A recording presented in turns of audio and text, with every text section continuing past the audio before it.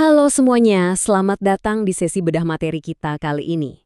Nah, kalau kalian lagi merasa deg-degan banget nih mikirin UAS statistik, apalagi pas masuk materi inferensi dua populasi, tenang, kalian ada di tempat yang tepat. Di sesi ini, kita bakal bongkar habis-habisan materi itu jadi konsep yang super gampang dipahami. Udah siap? Yuk, kita langsung mulai aja biar persiapan UAS kalian makin matang. Biar belajarnya efisien, ini dia 6 topik utama yang bakal kita bedah hari ini. Mulai dari persiapan awal, beda rata-rata untuk sampel independen dan berpasangan, perbandingan dua proporsi, sampai menguji varians dan rasionya. Dan jangan khawatir, di akhir nanti bakal ada ringkasan pilihan uji statistik yang wajib banget kalian ingat. Oke, kita bahas satu-satu ya. Bagian pertama, persiapan UAS, dua kopulasi. Gini cara kita ngebangun mindsetnya.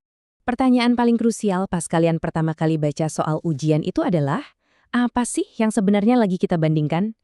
Ini beneran langkah awal yang mutlak banget. Coba cek, apakah soalnya minta kalian membandingkan rata-rata atau means? Atau jangan-jangan persentase alias proportions? Atau malah ngebahas soal risiko dan penyebaran data yang artinya variances?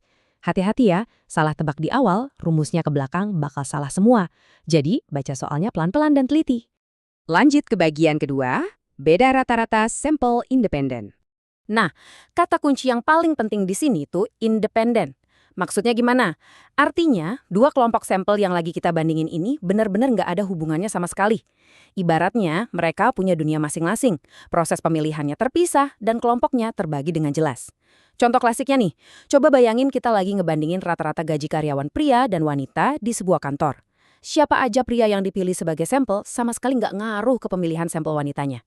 Simpel banget kan? Oke, masuk ke bagian ketiga, beda rata-rata sampel berpasangan.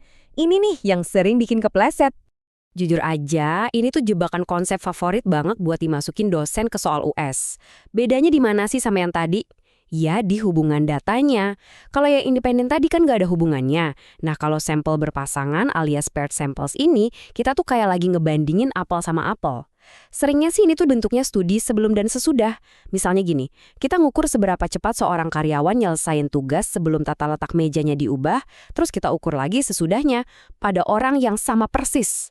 Karena datanya berpasangan, kita nggak perlu lagi repot-repot ngadu rata-rata 1 sama rata-rata 2. Kita cuma butuh satu hal, selisihnya atau perbedaannya yang biasanya disimbolin pakai huruf D besar. Jadi sebenarnya, kalian tuh cuma mengubah masalah dua sampel yang ribet, jadi pengujian satu sampel aja yang fokus ke nilai selisih itu. Pegang prinsip ini dan kalian bakal hemat waktu banget pas ujian nanti. Sekarang kita geser ke bagian keempat, membandingkan dua proporsi.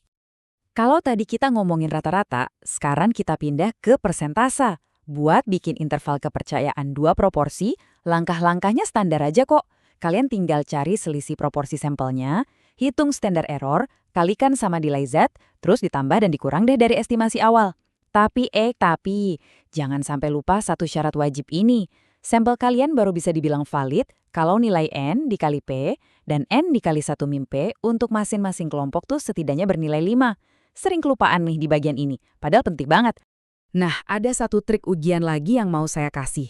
Kalau misalnya di soal itu selisih proporsi yang dihipotesiskan atau yang biasa disebut D0 bernilai 0, kalian tuh wajib banget pakai estimasi gabungan atau pooled estimate. Kenapa gitu? Logikanya gini, kalau kita berasumsi nggak ada perbedaan di antara kedua kelompok itu, ya masuk akal dong kalau kita gabungin aja sampelnya, biar dapat tebakan proporsi populasi yang jauh lebih akurat. Lanjut ke bagian kelima, menguji varians dan rasio. Tarik nafas dulu, ini bagian yang biasanya bikin mahasiswa agak merinding. Santai, ini nggak semenakutkan kelihatannya kok. Kalau kita mau bikin inferensi tentang varians dari satu populasi aja, kita tuh udah nggak bisa lagi minjem kurva Z atau T yang biasa. Kita butuh alat baru, namanya distribusi chi-square. Secara sederhana, distribusi ini tuh kayak distribusi probabilitas buat jumlah variabel acak normal standar yang dikuadratin. Terus bentuknya bakal berubah-ubah banget tergantung dari derajat kebebasannya atau degrees of freedom. Satu hal yang benar-benar harus kalian ingat banget, bentuk distribusi chi-square itu nggak simetris. Ini krusial. Beda banget sama kurva Z atau T yang kiri dan kanannya itu ibarat cermin. Di chi-square, kalian harus ngitung nilai ekor kiri dan ekor kanan itu secara terpisah. Gak bisa tuh main asal tambahin tanda minus aja. Banyak yang kejebak di sini pas ujian, jadi hati-hati ya. Terus, gimana ceritanya kalau soalnya minta kita ngebandingin varians dari dua populasi yang beda? Katakanlah ngebandingin risiko reksadana tipe growth sama tipe value. Nah, untuk kasus ini, sambutlah jagoan kita, distribusi F. Singkatnya, distribusi ini ngeliat probabilitas dari rasio atau perbandingan dua variabel chi-square independen yang masing-masing udah dibagi sama derajat kebebasannya sendiri-sendiri. Sifat distribusi F ini unik banget loh. Kalau kalian perhatiin, dia itu melenceng ke kanan secara positif dan dibatasi oleh angka 0. Ya logis aja sih, varians kan mustahil bernilai negatif, bener nggak? Bentuk presisinya ini benar-benar ditentuin sama dua derajat kebebasan. Satu buat pembilang di posisi atas dan satu lagi buat penyebut di posisi bawah. Oke, siap-siap. Ini dia hack ujian yang bakal nyelamatin waktu kalian. Pas lagi ngebandingin dua varians, selalulah letakkan varian sampel yang lebih besar sebagai pembilang di bagian atas rasio F kalian. Udah, gitu aja. Kenapa? Karena dengan cara ini, kalian cuma perlu ngitung luasan ekor kanan atas dari distribusinya. Gak perlu repot pusing-pusing nyari nilai ekor kiri lagi. Asli deh, simple dan cepat. Akhirnya, kita sampai di bagian ke-6, ringkasan pilihan uji statistik. Puncak dari sesi kita hari ini.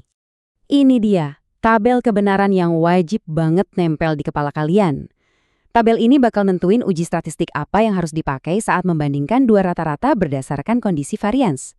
Aturannya gini, kalau varians populasinya diketahui, langsung hajar pakai uji Z.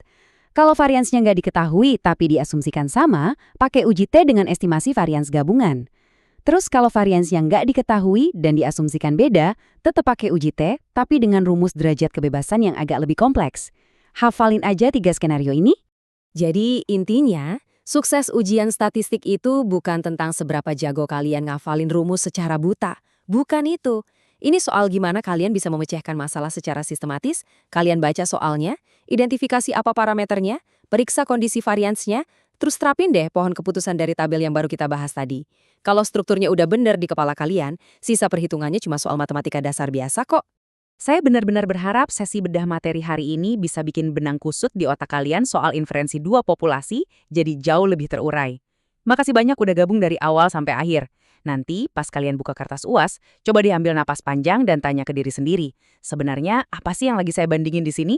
Kalau kalian bisa jawab itu, percaya deh kalian udah memenangkan setengah pertempurannya. Semoga sukses besar dengan UAS kalian. Dan ngomong-ngomong, apa sih topik statistik yang paling bikin kalian penasaran buat dibedah selanjutnya? Sampai jumpa!